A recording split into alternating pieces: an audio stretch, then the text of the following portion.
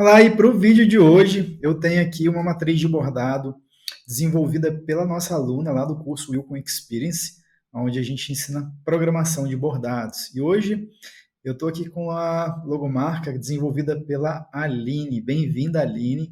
Vamos então repassar aqui o bordado propriamente dito, que você executou o teste na máquina, e depois a gente vai analisar a programação, ou seja, a matriz de bordado em si, considerando pontos fortes e fracos que você usou ali no critério de desenvolvimento para fazer esse bordado aqui, tá? Então, vamos começar aqui pela foto do bordado que você me mandou, que é essa dessa logomarca aqui, escrito DUS, e tem ali um fundo vermelho, bem como uma tarja cinza aqui de fundo, né?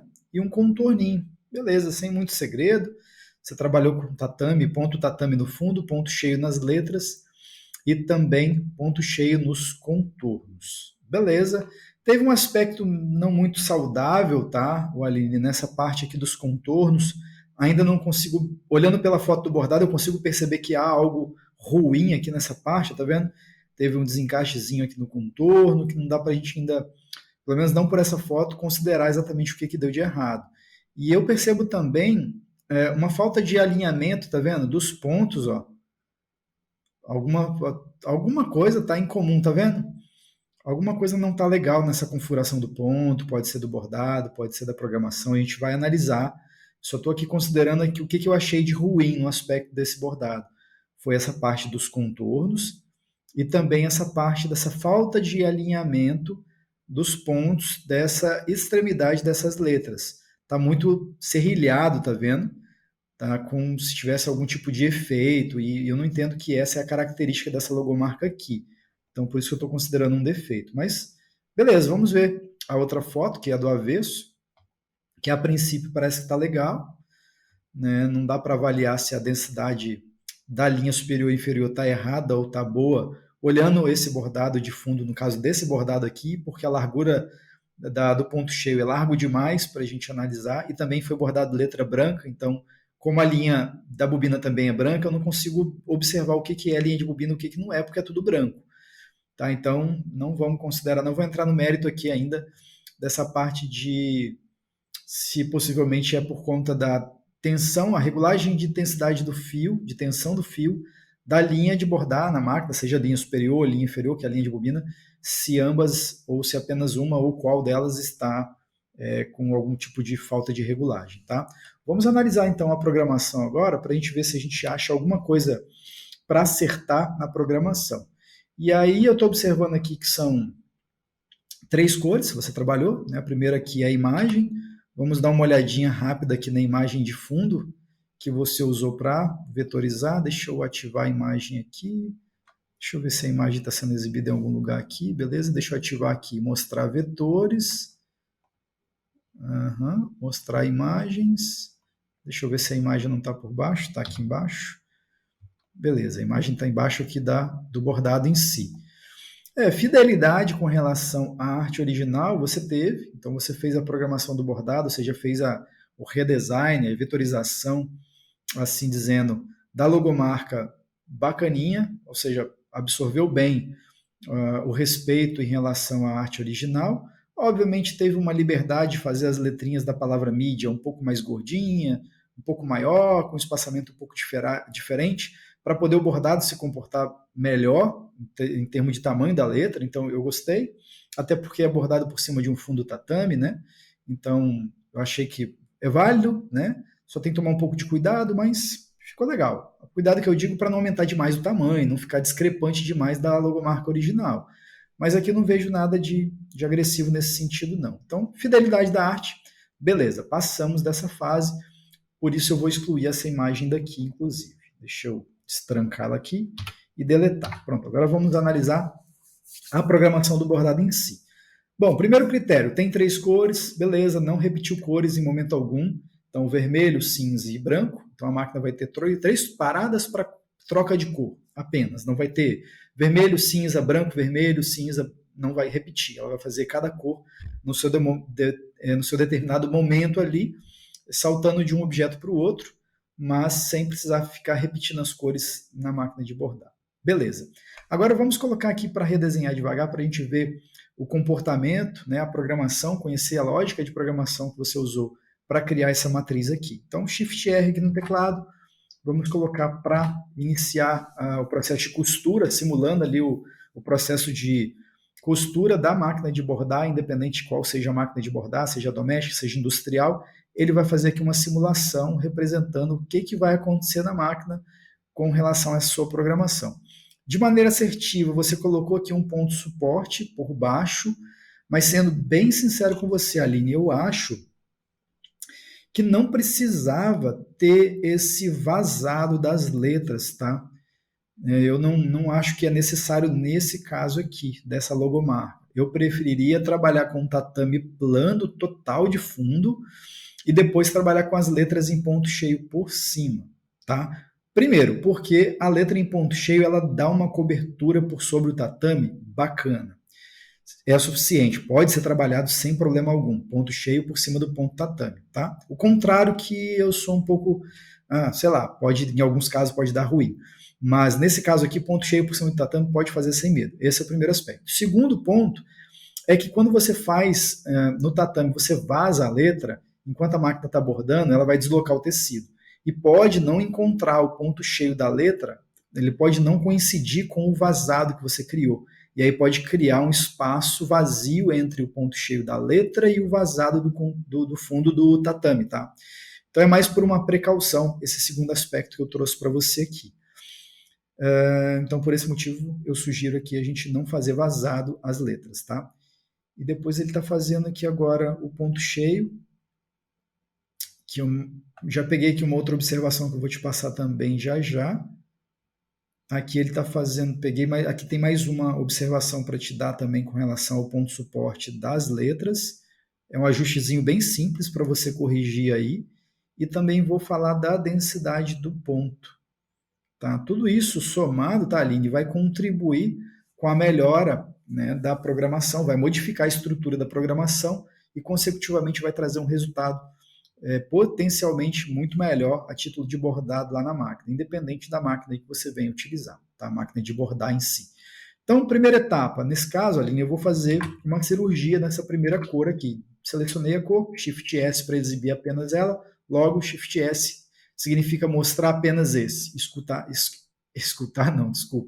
ocultar todas as demais cores e objetos presentes aqui no bordado, na matriz, tá? Então, dito isso, o que a gente vai fazer? Seleciona a ferramenta remodelar, e aí eu posso vir aqui, ó, selecionar todos os nós, e aí eu faço uma seleção envolvendo todos ou parcialmente. Nesse caso aqui faltou alguns nós, não tem problema, eu seleciono aqueles que estão selecionados, eu aperto Delete. E aí nesse caso eu vou estar removendo, ó, cada conjunto de nó de cada um desses objetos, para que nós consigamos fazer a recomendação que eu disse em primeiro ali, deixando o tatame de fundo plano, tá? E aí, olha, 10.512 pontos. Vamos dar Ctrl Z para ver quantos pontos tinham antes. Aumentou alguns 200 pontos, mas ele vai trazer uma qualidade para o bordado muito superior fazendo dessa forma, tá? É claro que no seu bordado ali não teve... Opa, deixa eu refazer, é o Ctrl Y, né? Na verdade eu desfiz, agora eu quero refazer. Pronto, Ctrl Y e ele refez o que eu tinha deletado.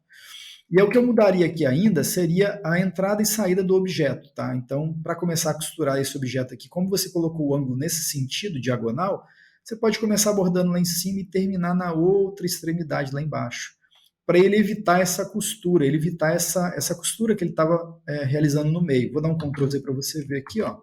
Tá vendo? Ele está realizando essa emenda exatamente no meio da costura do tatame vermelho. Eu vou voltar alguns pontos para você ver exatamente o momento que ela faz essa emenda. Ó, aqui ele está costurando nesse sentido, e aí, dado o fato de você ter colocado o ponto de saída nessa parte do meio, ele precisa levar uma costura até o final do objeto e voltar costurando para fazer essa emenda. Essa emenda pode dar errado na máquina de bordar, tá? Dependendo do tecido, regulagem. Então, para a gente também evitar esse aspecto ruim, é que a gente pode colocar essa emenda nos cantos. Aliás, a gente pode tirar essa emenda, literalmente colocando o objeto para começar bordando numa extremidade dele, né, e terminar na posição completamente oposta, ou seja, lá do outro lado do objeto. que aí o objeto vai ser bordado em um sentido único, ou seja, ele começa em uma extremidade, igual eu vou te mostrar agora aqui, ó. Ó, começou abordando, fez o ponto de suporte, começou abordando, tá vendo?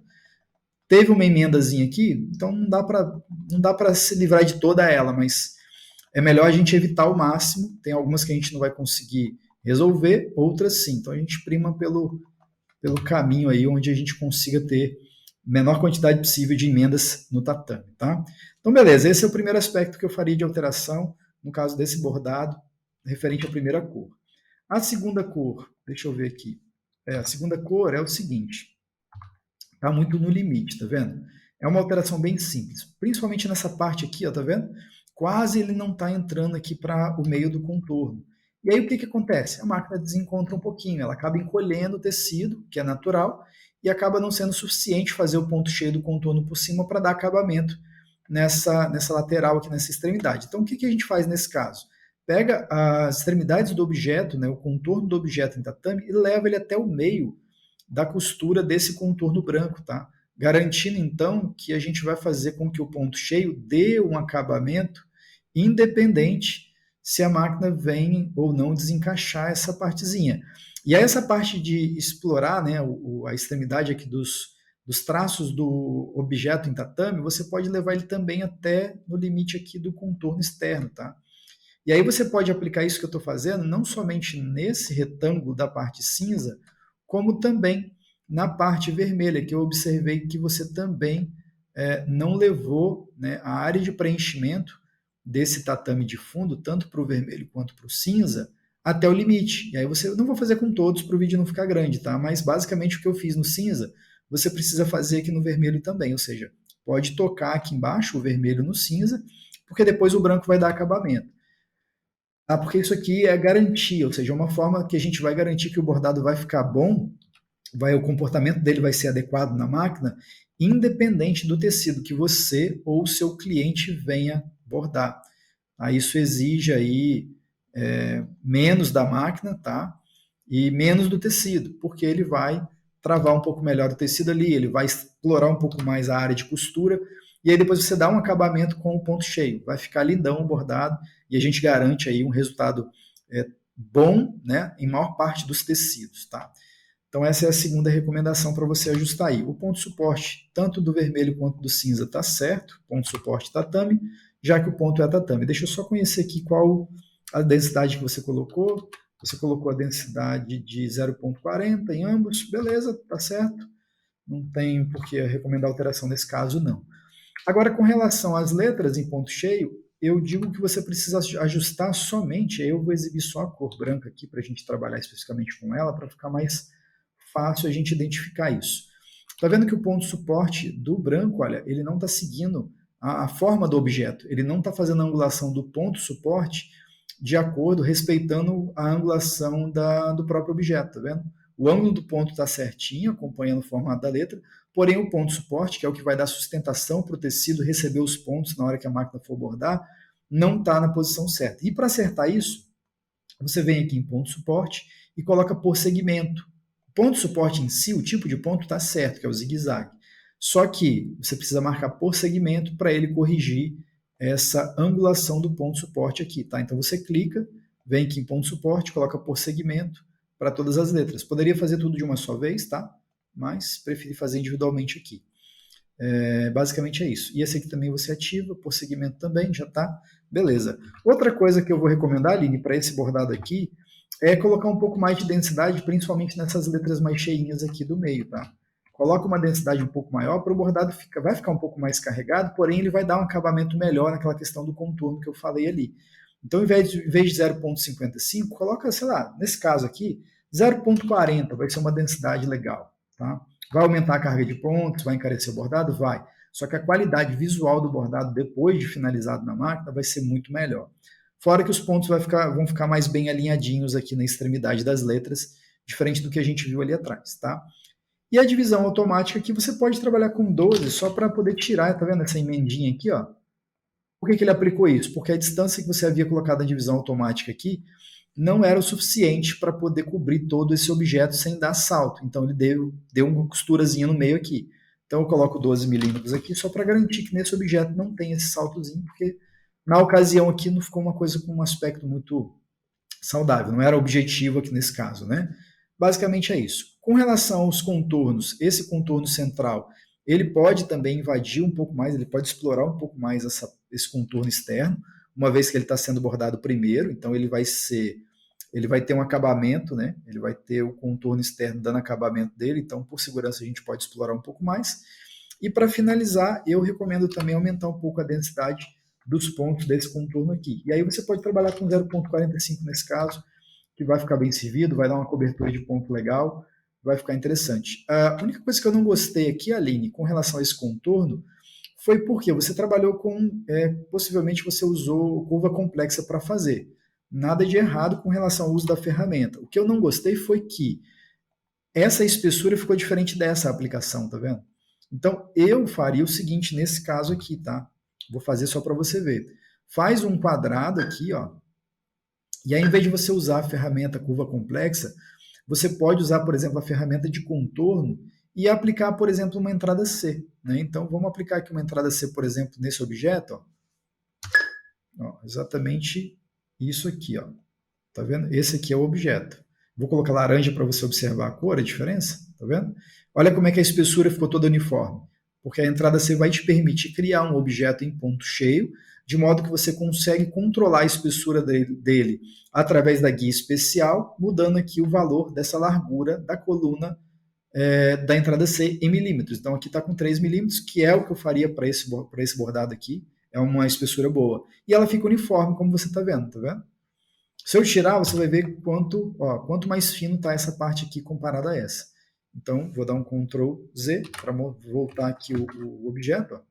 Ele fica muito mais bacaninha usando a entrada C. Poderia ser feito igual você fez? Poderia. Só que você teria que editar, ter um pouco de cuidado aqui para editar a espessura dessa parte de cima do contorno. E aí, olha, para editar não é tão fácil como eu fiz usando a entrada C.